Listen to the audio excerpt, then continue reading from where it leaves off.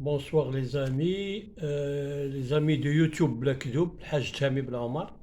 Je vais vous lire un article de TV5 Monde Info.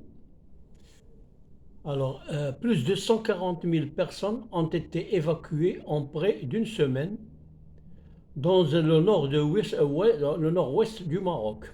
Alors, en raison de la persistation exceptionnelle ayant conduit les autorités à placer plusieurs provinces en alerte météorologique, selon un bilan actualisé du ministère de l'Intérieur le jeudi. Alors, la province rurale de l'Arrache a une certaine centaine de kilomètres au sud de Tanger, figure parmi les zones les plus touchées par les intempéries. Alors, dans cette région, à Qsar al-Kibir, des habitants, dont des enfants et des personnes âgées, se sont retrouvés bloqués sur les toits de leurs habitations avant d'être secourus par la gendarmerie royale, évacués à l'aide des petites embarcations. Alors, de fortes pluies, des averses orageuses avec risque de grêle et de fortes rafales et de vent ont encore été annoncées pour jeudi et vendredi à travers le pays par la Direction générale de la météorologie, la DGM.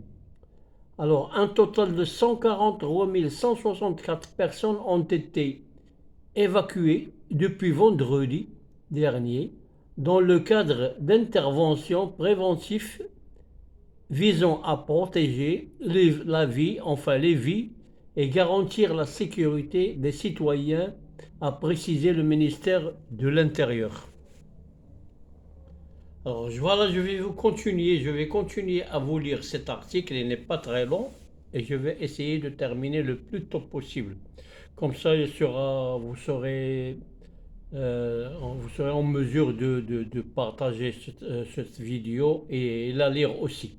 Alors, dans la province de Sidi Qassem, à environ 120 km au sud de Qsar al-Kibir, plus de 10 000 habitants ont été déplacés, parfois en hélicoptère.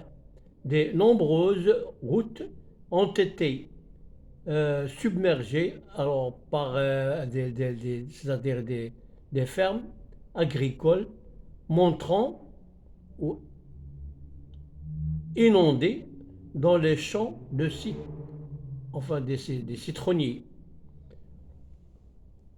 Alors, des images de l'AFP montrant des habitants circulant difficilement dans des zones recouvertes d'eau boueuses, parfois à l'aide des tracteurs c'est-à-dire des tracteurs et des moitié émaigrés, des deux roues à moitié émaigrés.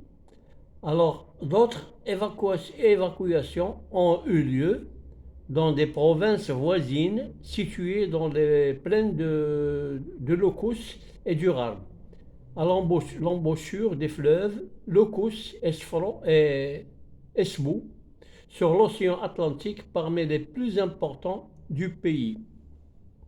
Alors, la houle élevée sur l'Atlantique ces derniers jours a perturbé l'écoulement des eaux et des fleuves, a expliqué mercredi un responsable du ministère de l'équipement de la chaîne publique 2M. Alors voilà, je peux continuer, je peux aller jusqu'à la fin si vous le voulez bien. Alors, le la mi-décembre, 37 personnes avaient à Safi, péri, avait péri à Safi, oui, sur la côte d'Atlantique, alors que les crues secondaires et d'inondations, le plus lourd bilan de la dernière décennie pour les intempéries et de ce type dans le pays. Au Maroc, les rapports hydriques hydriques enregistrés au cours des 5 derniers mois ont dépassé la moyenne annuelle des 10 dernières années, avait indiqué fin janvier le ministère de l'eau et de l'AFP. Alors, après 7 années consécutives d'une grave sécheresse dans le pays, c'est-à-dire il y avait la sécheresse et ensuite il y avait cette tempête qui a mis beaucoup de pluie, beaucoup d'eau. Ah, voilà, alors c'est la fin de ce journal, c'est-à-dire cet article que je viens de vous lire. Je vais essayer de le traduire en arabe parce qu'il y a beaucoup de gens qui m'ont écrit et qui m'ont envoyé c'est-à-dire des messages en me disant il faut pas parler en français, il faut pas nous dire des articles en français, il faut nous dire ça en arabe dialectal. Je vais essayer encore de retraduire, de traduire, c'est-à-dire l'article en arabe dialectal déjà. Et je vais essayer de l'enregistrer et de vous l'envoyer le plus tôt possible. Alors, jusqu'à présent, je vous remercie bien pour avoir suivi cette vidéo.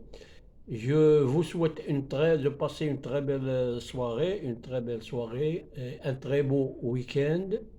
Et à la prochaine. Inch'Allah. Merci, au revoir.